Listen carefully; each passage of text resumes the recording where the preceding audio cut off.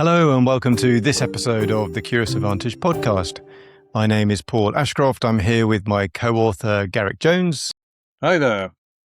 Unfortunately, Simon's not with us today, but we are absolutely delighted today to be joined by Dr. Markus Bernhardt. Hey, Markus. Hi, guys. Good to be here. Great to have you with us. Markus is the founder of Endeavour Intelligence, an independent research and advisory firm focused on AI strategy and organizational transformation. His work starts from a core argument. AI adoption fails when organizations change their tools without redesigning how they operate. Their governance, their decision rights, their operating model. Markus brings more than a decade of executive leadership and advisory experience to this work. He advises C-suite leaders, technology vendors globally, and publishes original research through the Endeavour Report. Well, Markus, it's a pleasure to have you with us. It is, likewise. Straight into it, Markus. So curiosity is at the heart of this podcast. Yeah. How would you personally define curiosity, and what role has it played in shaping your journey from particle physicist to working at the forefront of AI and transformation? So for me, curiosity is probably two things at once. It is a personality trait, and I think I've always had it, which is the itch to know what's really going on underneath. But the part that matters also professionally is I think that it's a discipline where it's a sort of a disciplined not knowing. The willingness to sit with a question long enough to find the real structure sort of underneath it, I think. Rather than, as we often do, we grab the convenient answer and we move on. So maybe the trait gets you to the question, but the discipline is what kind of keeps you there long enough to find a good answer. Not sure if this is a good definition. You hear many of these, and for me, the bridge sort of from particle physics, so my personal background, is the fact that the thing you can see, the track in the detector, the reading on the instrument, that's never the event itself. It's the real event is inferred from what was disturbed by the particle going through. That's how a detector works, right? It disturbs the measurement device, and the measurement device says, oh, here we had something. So you kind of learn rather quickly to somewhat distrust the reading on the surface. And I think that instinct that the surface might not be the actual substance, that's sort of how I also now read organizations and how my work these days shapes up. And here I would say the org chart then for me in this example would be the surface reading, and the real change is what's happening really underneath in the work before any titles move, before anything in the org chart moves, before someone moves from one team to another or a new team gets formed.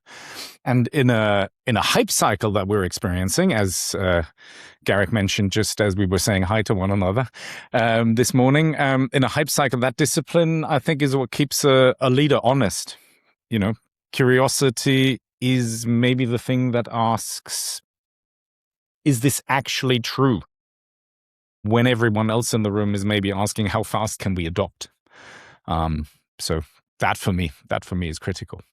Markus, you've already said so many things that I'm curious about. I mean, not only questions of the truth and the relationship and leaders, what they're facing right now, but one of the things that Paul there, I love the idea that you come from another discipline like particle physics, and there are things that you learn there and things that you understand from that discipline, which you can then bring into other worlds like the organizational world. And there are insights there. One of the insights that struck me, you were talking about traits and discipline and the difference between traits and discipline, which are important whether you're implementing AI or whatever you're doing as a leader. And then the other thing that really struck me was when you talked about the tracking, the machine that tells you there's been an event or a particle is gone past, is not the thing to pay attention to. The thing to pay attention to is what it's telling you. And that reminds me of that statement about the map is not the terrain, and how it's really important not to confuse the map with the terrain when you're going into new territory or you're trying to understand the context and so on and so forth. I find it fascinating. Particle physics, Do you have other insights from particle physics that you find useful in the work that you do now? Gosh, so many, and not just from particle physics. I think from physics generally. When you go on the physics journey, what you end up doing is looking at a lot of different models, a lot of different thinking models and flowchart models, and applying them to different areas. And you become a modeler much more than you become a physicist. I think to be a physicist is to be a modeler, and to look at how can we model this, and how can we maybe look below the surface 1 or 2 levels and find out more about the underlying structures. That's the interesting piece. But I've seen these sort of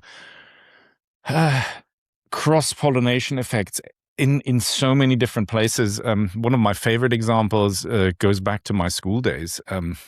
My dad taught me to program Turbo Pascal when I was in 2nd grade.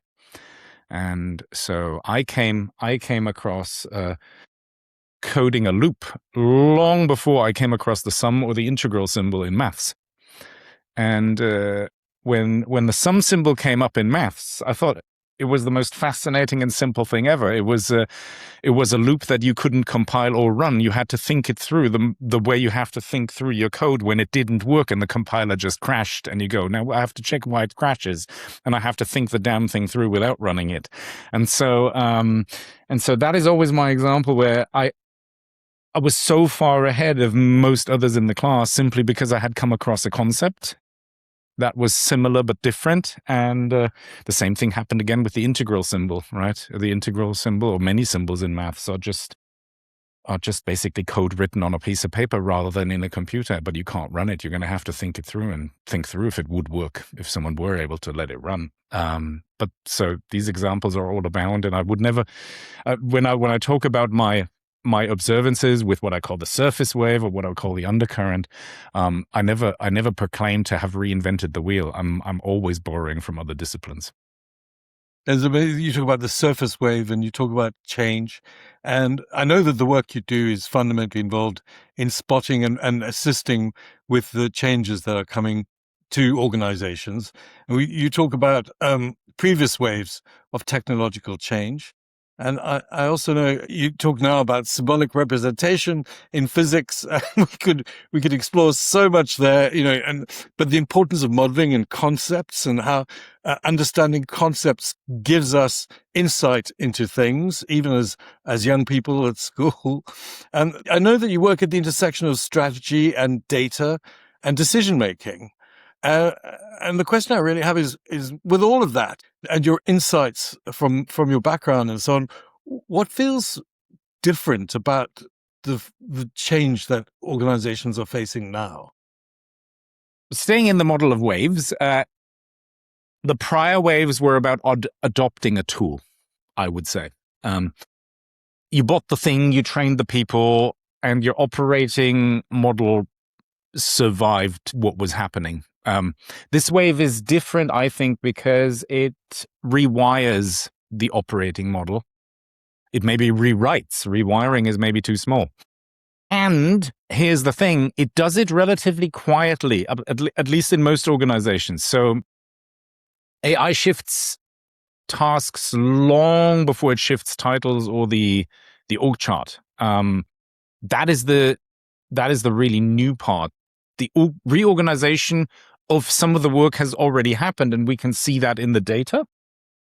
But the org chart still looks identical. So the difference is not really speed, it's visibility. And leaders who manage by lagging indicators, by headcount, by job titles, and reporting lines, they're structurally blind currently maybe to a change that is already underway. And the other thing that data is relatively blunt about is where AI dominates, at least for now. Dominant pattern is augmentation, not replacement, although that is what we see in the news, right? For every task AI can fully take over, theoretically, that is, right? The circumstances have to be right. So for every task AI can fully take over, it can augment nearly 2 others. So the actual number in the research is 1.9. but the 2-to-1 works really well. And more than 60%, or just over 62% of the work is fundamentally human-led and remains human-led. And so it's not people vanishing, although layoffs are often attributed directly to AI. Often maybe they're cuts that the organization wanted to make anyway, going through a difficult time maybe, and using AI as the excuse is a good way to do it. By the time this shows up in a reorg, the real change I think would have happened months earlier. And that's why in this piece I came up with calling it the undercurrent. Do you think that's what's going on at the moment, Markus? Do you think organizations are quietly rewiring and then figuring it out? Because I've heard the same, that there is a bit of an excuse to cut the workforce and use AI as the excuse. But do you think the main push is on that kind of rewiring and figuring it out? Two things there. One, organizations have always had massive cuts from time to time, and they cut deeper than they think they should because they know they can rehire. And we just have to face the simple fact that it's a buyer's market right now. There are many people looking for jobs, and it's easier to cut harder than you think and then rehire if you think you've made a mistake. Not quite what we advise when it comes to reducing churn and what we advise from a talent and HR and learning perspective, but what is obviously happening. And then the other thing is the rewire happening within organizations? It really depends on the leaders that are involved and whether they can currently see that it's happening and whether they're open with their teams of looking at restructures. We sometimes have big news out there that says, oh, organization so-and-so has now brought the IT and the HR team much closer together, and they think that's how the future works. Is that the right way of doing it? We don't know, and they don't know either. And when you talk to them, they're open about that. But what happened is they had some senior leaders in core positions develop a momentum, develop a shared understanding of where this was heading and at which pace and what they wanted to do. And they decided they were going to put forward a proposal of how to maybe tackle this. And in that organization, that landed. So you had the momentum that came from the personalities. They obviously also had enough background knowledge and information to at least sound credible. Probably they are credible. And so that's what rewiring is happening. I do see a lot of organizations still that are 2 years behind and that are not rewiring, that are still working on how do we get our people to prompt better and aren't yet looking at how the technology can be utilized. But that's also normal in a wave where new technology is coming in, because not everyone is an early adapter. And although the narrative here seems to be around AI in recent years that everyone should be an early adapter, that's never how reality responds. So I'm not saying that to make anyone feel bad and say, our organization is maybe a bit behind. I'm saying this in the understanding of, no, everyone has to go at their own pace. When I work with a Silicon Valley tech company that needs to move at lightning speed because the competition that's very different to most other sectors, and we have to be or highly regulated sectors where it's not so easy to move so fast, right? I mean, in what you're saying, sticking with your wave analogy, I would say there's a wash of tools and new technologies that not just organizations but individuals within businesses are now exposed to, is available to them. They have co-pilots, they have chatbots, they have agents, they have other generative tools. There is a sea of things to explore and figure out. You mentioned leaders seeing where and how to rewire. Where do you think leaders are misreading intelligence? Do you think they're misreading what intelligence means in an AI world? Intelligence is a really difficult word, and I don't want to get into that definition because that will sidetrack us for the next 2 hours probably. The core misread is confusing capability with autonomy, is how I would like to describe it. A tool that drafts beautifully is not the same as a system you can trust to decide. And a lot of what is being sold right now as agentic is really a very fluent chatbot wrapper coming with a very confident language, or a Zapier-style automation that has some LLM baked in. But these systems largely have no agency. They make no decisions. It's if-then programming with some LLM around it. And the fact that an LLM rewrites 4 sentences to make the final email in a Zapier flow more personal doesn't make it agentic, because there's no agency there. It's very pre-programmed what is happening.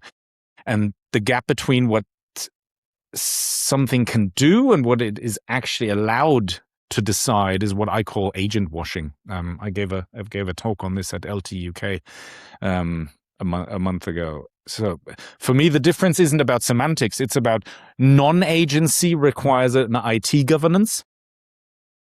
Agency, the being allowed to action something, requires a completely new architecture of governance. And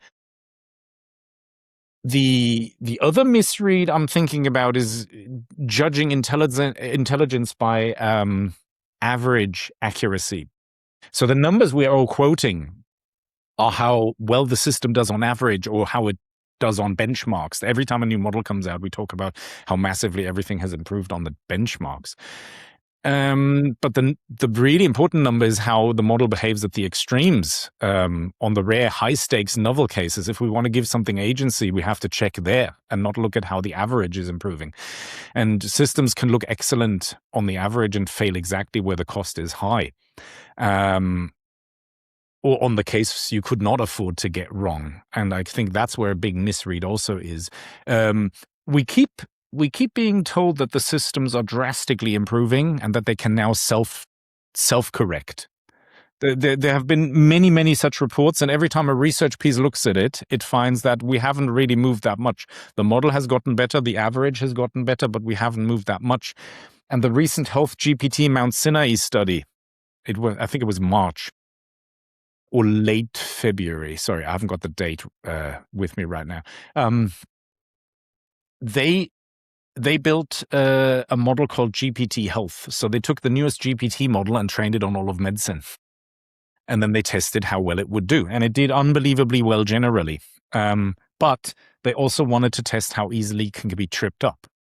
And the model was tripped up by even what an 8-year-old would define silly context. So as a rough example, you give the model the fact that you have breathing issues and you're struggling to breathe, and the triage is quite simple: call the emergency number immediately. If you add something like, and I don't remember exactly how the study was built, but just roughly, if you add something like a sentence that says, "But my uncle doesn't think it's that bad," in a really crucial amount of cases, the model changed its opinion from "you need to phone right now" to "you should get an appointment within the next 3 days."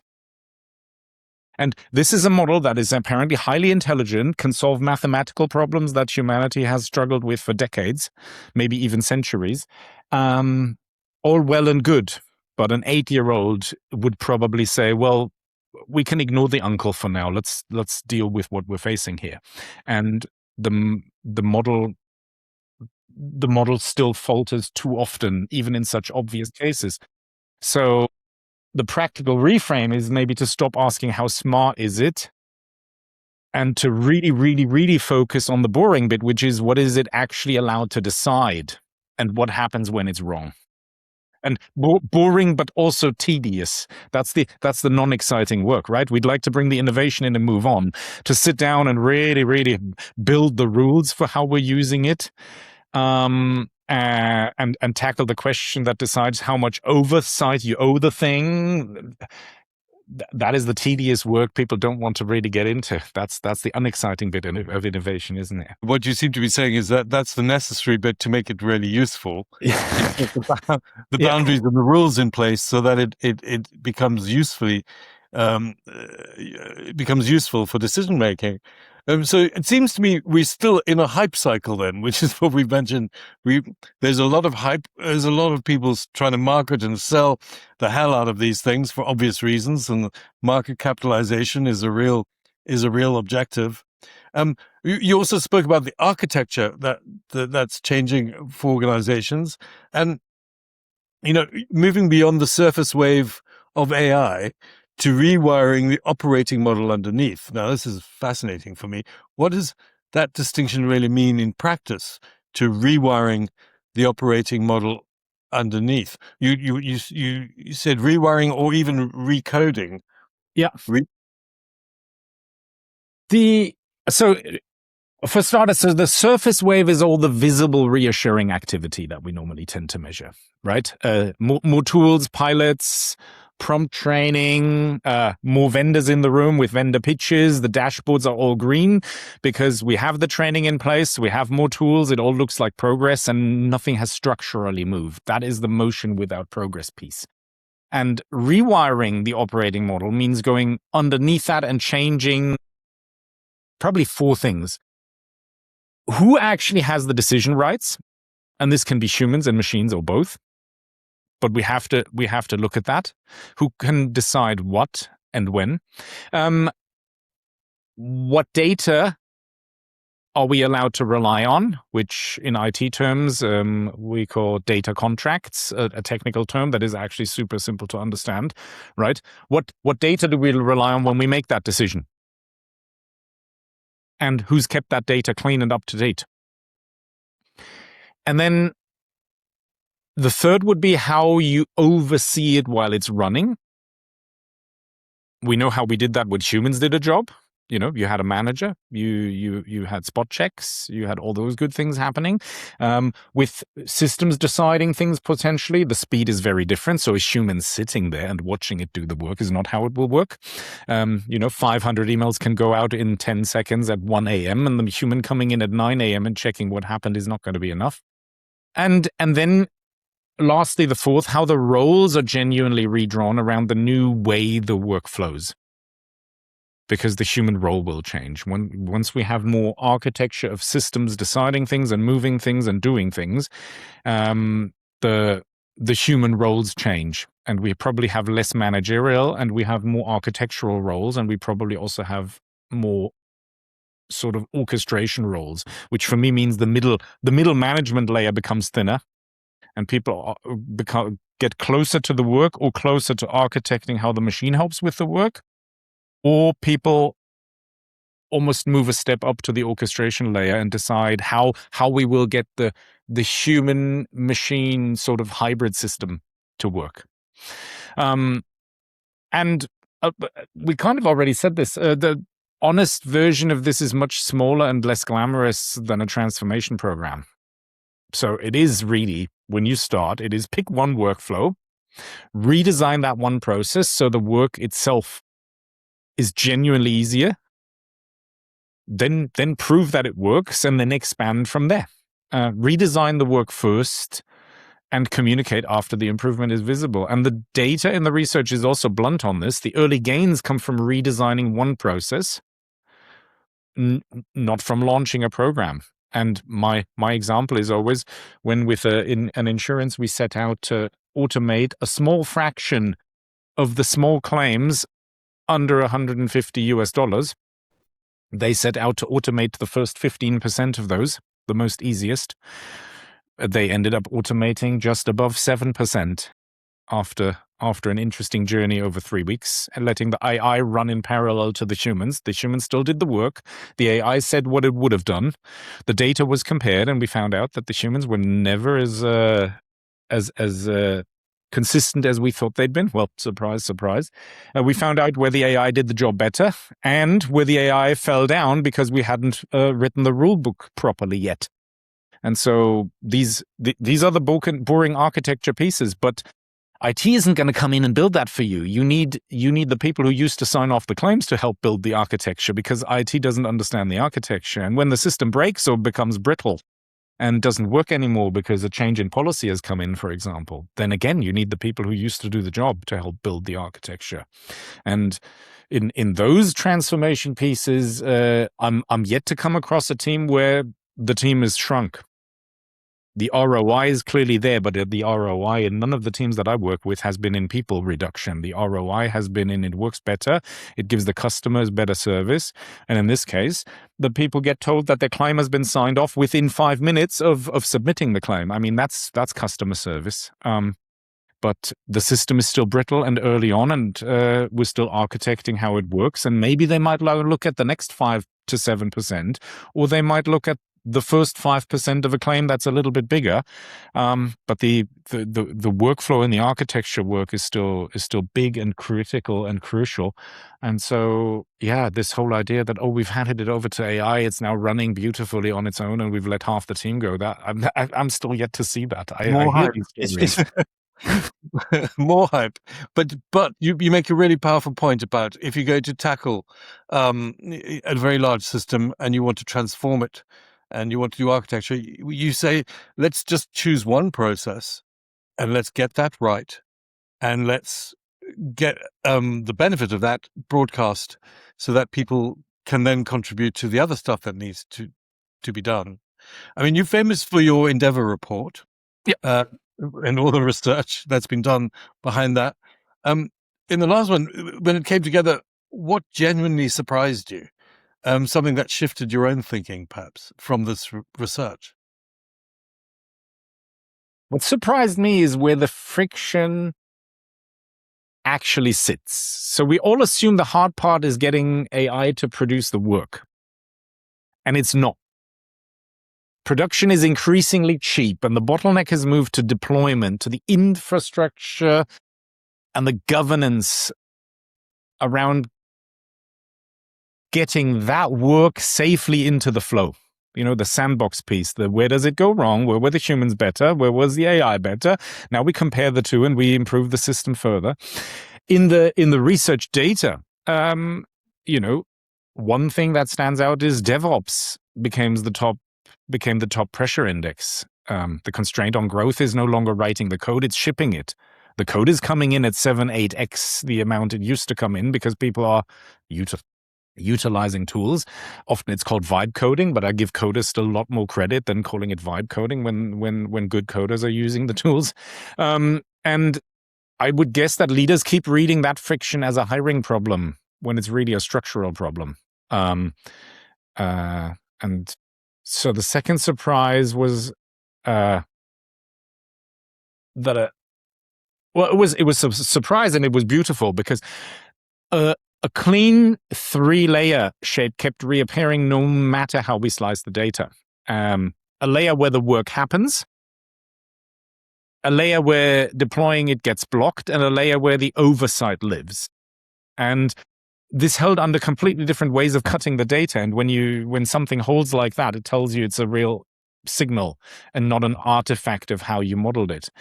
And the third one generally changed how I think. As the machines do more of the execution, human judgment doesn't become less relevant, it becomes more premium. A distinct governance and integrator layer in the data emerged, with around 2/3 human at its core. As I said earlier, 62%, just above, is still human-led. And it's often invisible because it hides behind the job titles, and the scarce resource now is contextual judgment, I would say, not raw output. And there's actually a lovely example of this, and unfortunately Simon couldn't be here, but his team at EY have looked at something that may have looked like a budget constraint, but it was the thought process that forced their strategic clarity. They reframed an LXP implementation into a frictionless growth ecosystem. And it worked precisely because the constraint demanded the justification, and sometimes external pressure, budget or otherwise, is the thing that produces the clarity. And Simon lived that one with the team, so he can tell it probably better than I can. What does a frictionless growth system mean, Markus? Sorry, say again. You said a frictionless growth. What does that mean? It means that we've sometimes we make decisions because friction gets us into a thought process to solve a problem. And when we come across a solution that really, really well fits the problem, and it's eye-opening, it's like, oh, why have we not always thought about it this way? This is so obvious. This is just the way it would work. That's the kind of example where I would say the growth was then frictionless because the implementation was so straightforward and everything just nicely fits together. I'm not saying that's how easy implementations can be. I'm not saying they are frictionless. People are gonna slam me for quoting it like that. But I think there's a beauty when the solution really nicely fits the and things just happen to fall into place and work to some extent. A quick pause before we continue. Our new book, The Curious Imperative: Why Questions Beat Answers in the Age of AI, is coming this fall. As AI makes answers increasingly abundant, we believe curiosity is becoming one of our most important human capabilities. Knowing what to ask, what to challenge, and how to make sense of what comes next. The Curious Imperative explores why curiosity is no longer just an advantage, it's an imperative. Available soon to pre-order. Now, back to the conversation. You've talked about the shift from AI literacy to AI fluency, and when we speak to people, there is a huge range of experience and comfort level with using AI tools. What does AI fluency look like in an organization, and how do you start to get there? I started making this distinction probably just over 2 years ago, where I said literacy is foundational, and it is knowing what AI is and what it's not. This is when the GPT 3.5s came out and people started saying, I can prompt, I know what AI is. And we need to know what it can do and what it can be trusted with and what it cannot be trusted with. So we need to experiment with the tool and find out what works and what doesn't work. And so that is the literacy piece, and that's why I started making this distinction that this is the necessary piece, but it's nowhere near sufficient. And we've been on that journey for several years now. So then fluency is the applied version of that.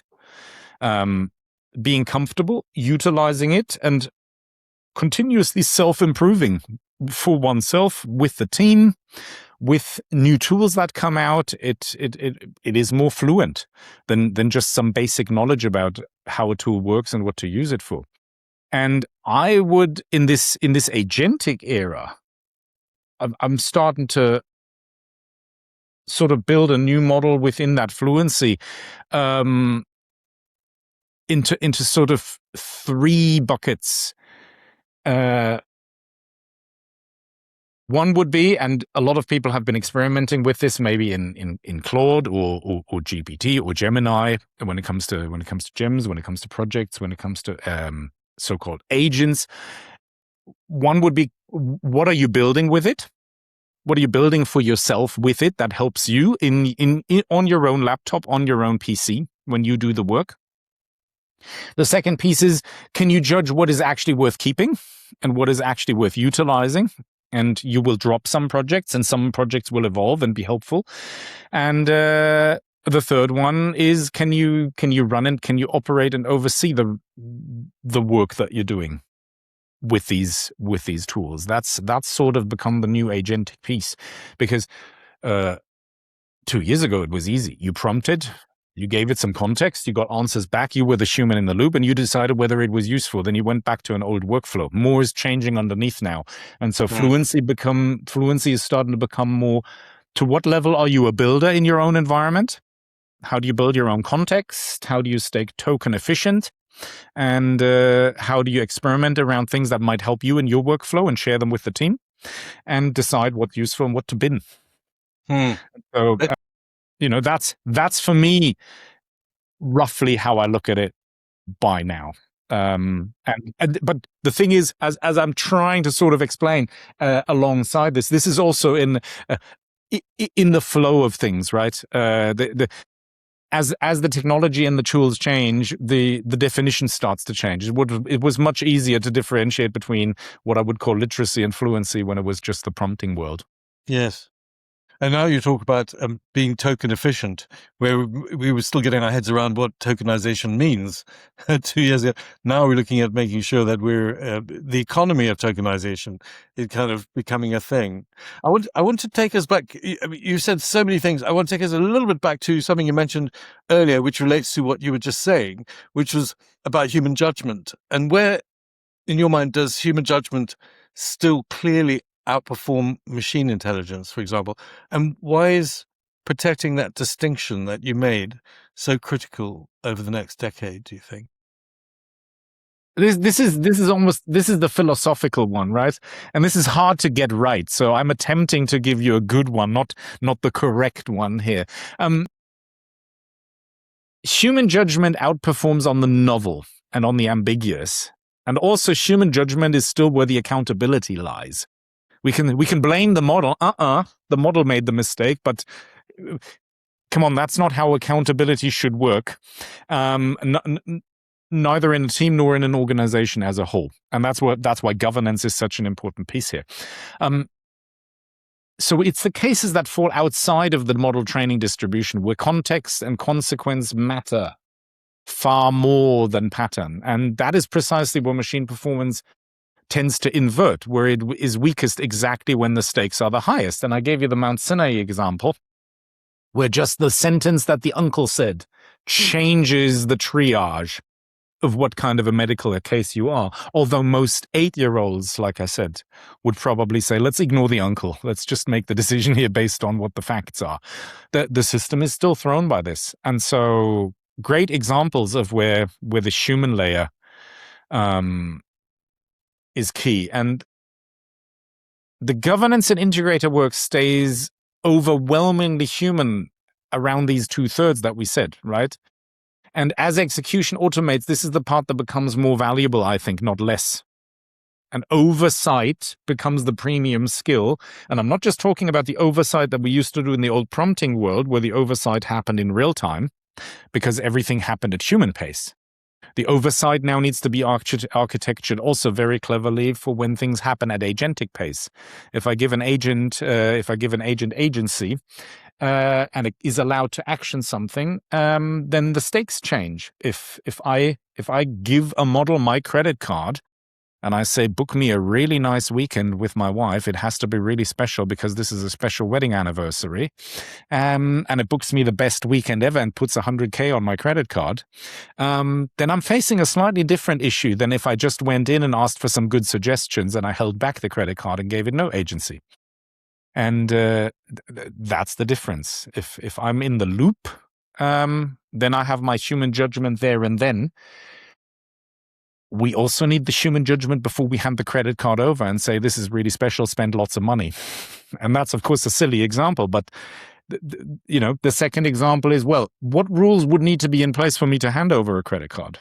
And if you've worked with an assistant for quite some time, you'll be happy that they book the flight and the hotel room for you because you have an ongoing relationship and there's trust involved. Trust becomes a different thing when a machine decides. And I think we would agree. We've heard that when you're working with an agent, you almost have to think of the agent as a junior teammate or member of staff. That okay, they come with, let's say, maybe your brightest new teammate. They come with a lot of intelligence or not knowledge, but as you say, that they lack a bunch of things that you wouldn't actually trust them with until they've had the training, until they've learned your patterns, your needs, and what you need to do.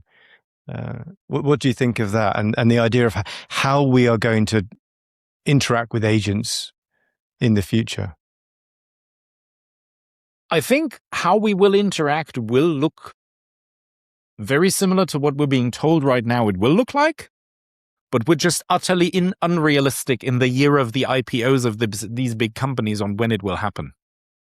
Right? The Mount Sinai study is a critical example that you would not use an agent for triage.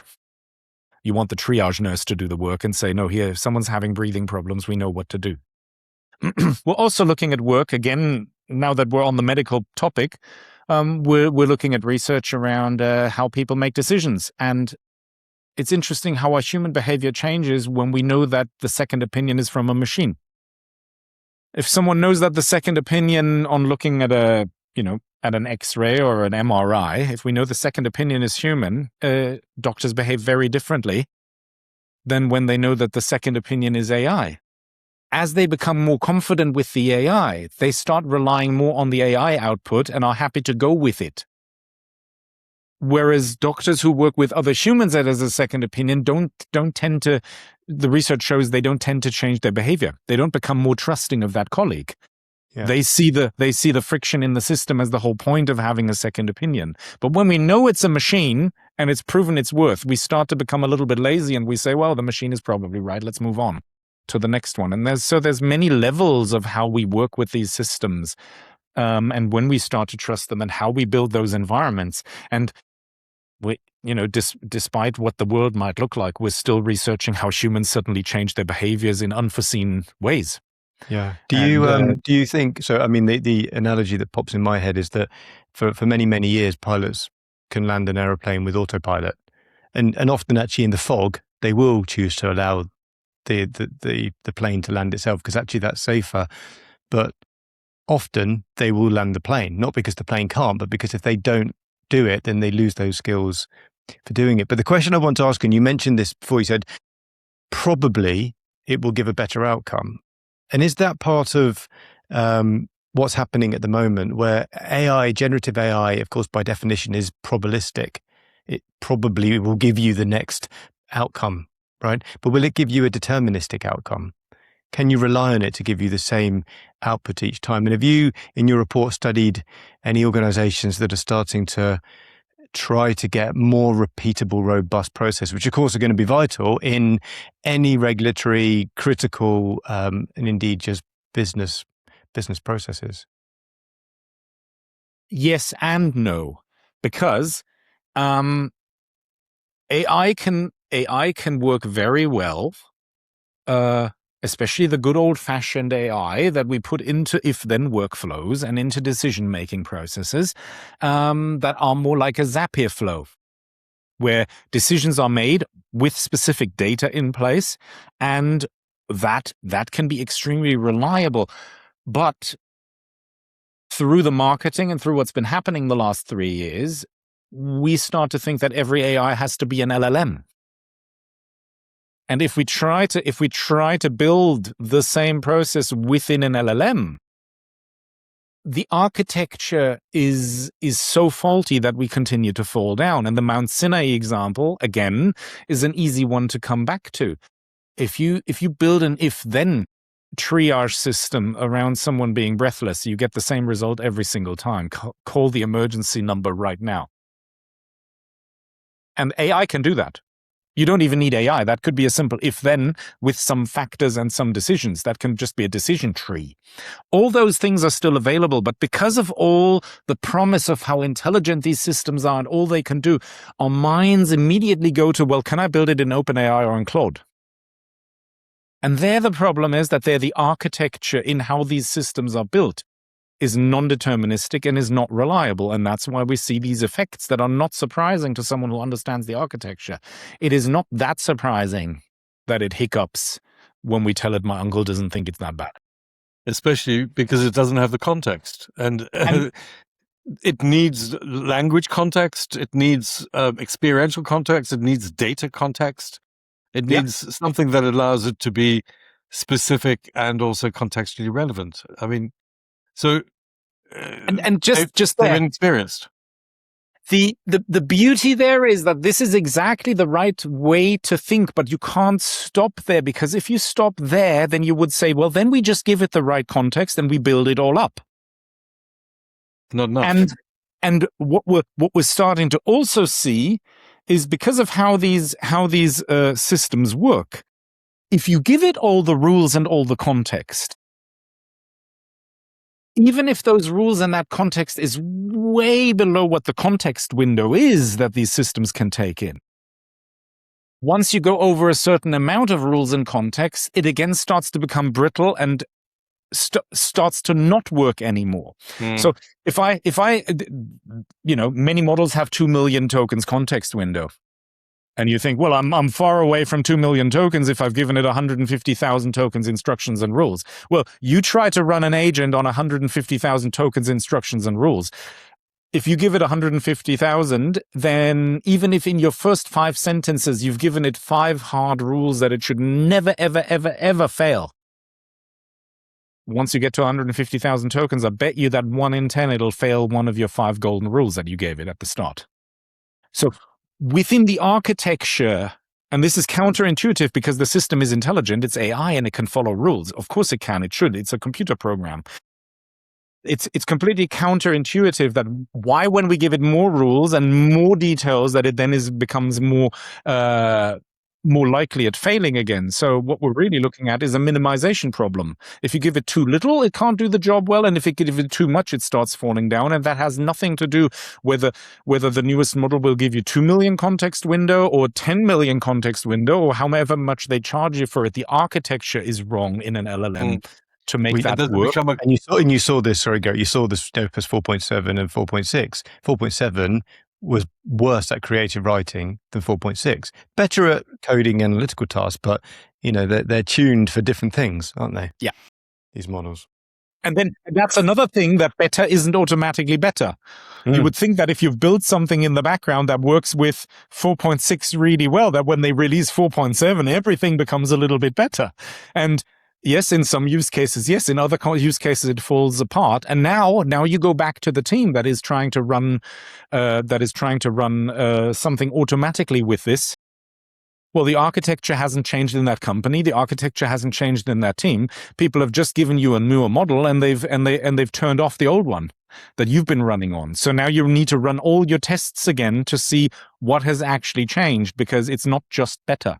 So the tedious work is going to have to be the real work, which is checks and balances and governance and making sure that everything is tickety-boo. Like complex dynamic systems, too much complexity and the system collapses, and too many tokens, too much context, not enough context, the system collapses back. Listen, we can carry on talking all day about this. It's so fascinating, and your research is so interesting, Markus. I want to ask a question while we sort of bring this to a close about you. I mean, beyond your current work and your obvious fascination and knowledge about AI and what's going on, what are some of the things that you're genuinely curious about outside of that? Far too much. Far too much. Gosh, how do I pick? Number one, where will it truly change how research works? And medicine springs to mind first and foremost. How will research around medicine, around medication, around treatment, how will that change? And if we make huge progress there, who will have access to it?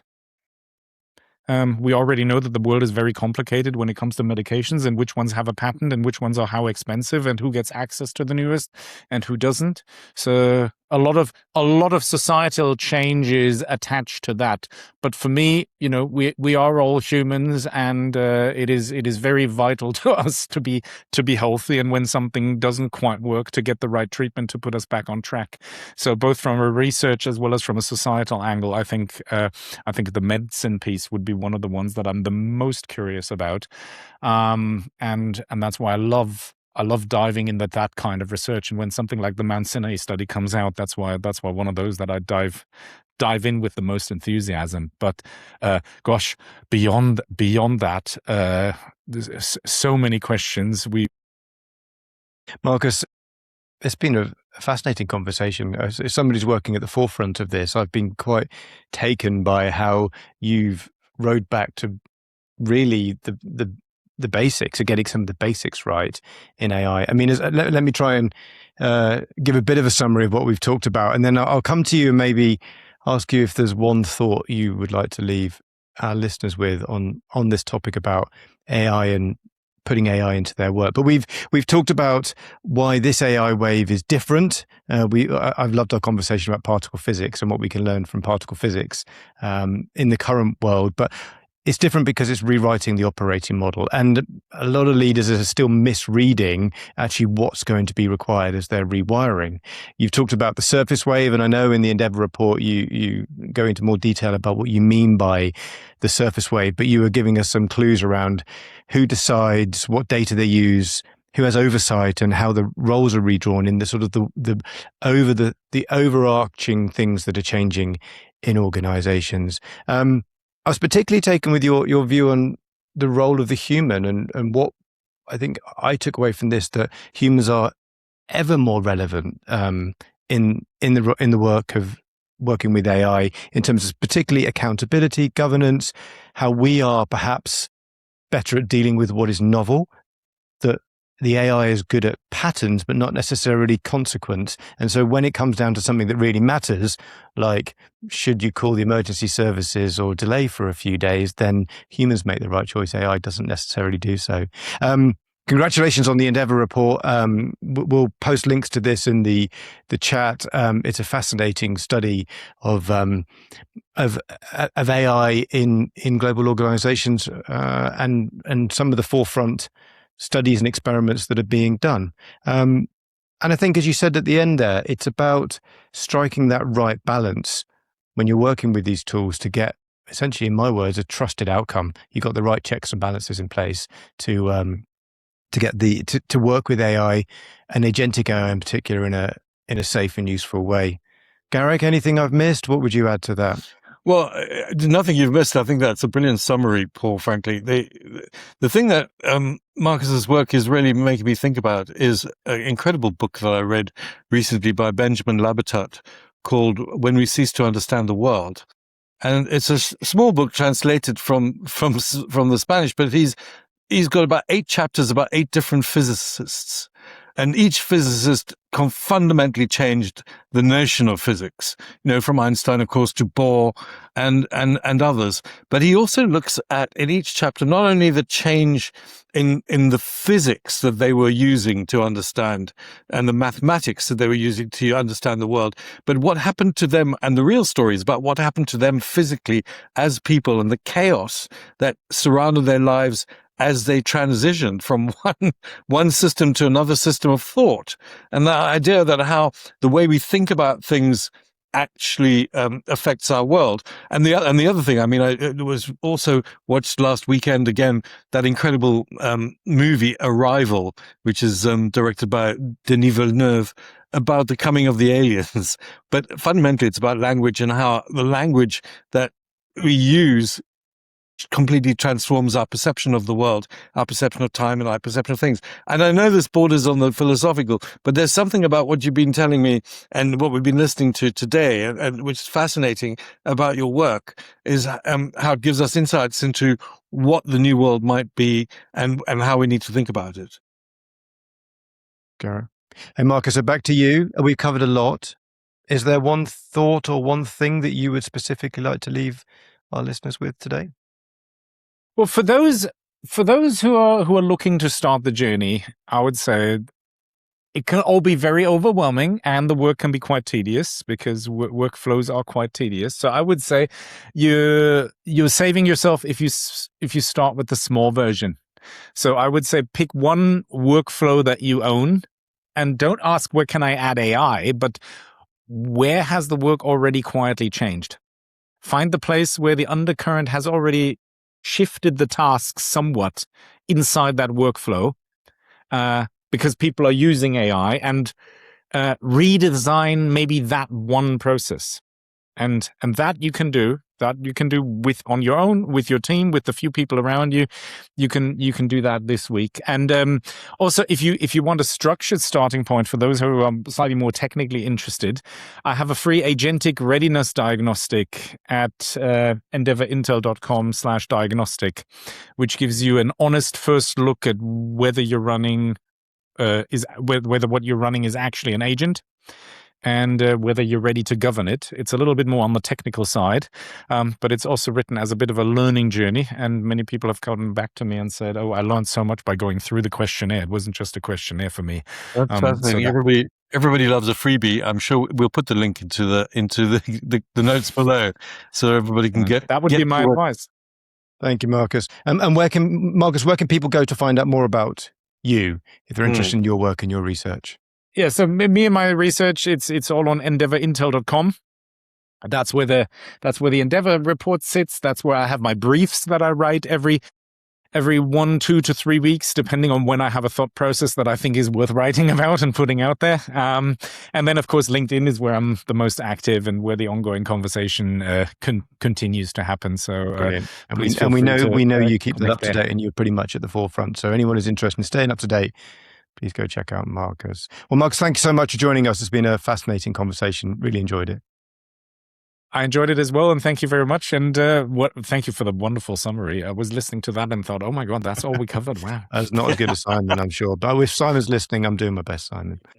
You've been listening to a Curious Advantage podcast. This series is about how individuals and organizations use the power of curiosity to drive success in their lives and businesses, especially in the context of our new digital reality. It brings to life the latest understanding from neuroscience, anthropology, history, business, and behaviorism about curiosity makes these useful for everyone. We're curious to hear from you. If you think there's something useful or valuable from this conversation, we encourage you to write a review for the podcast on your preferred channel, saying why this and what you've learned. Also, we would really appreciate it if you could give us a review and maybe tick that 5 stars on the 5-star rating. It really helps us continue with the podcast and get great guests like Markus on the show. We always appreciate hearing our listeners' thoughts and having a curious conversation. Join us today at #CuriousAdvantage. Curious Advantage book is available on Amazon worldwide. Order your copy today. Subscribe and keep exploring curiously. See you next time.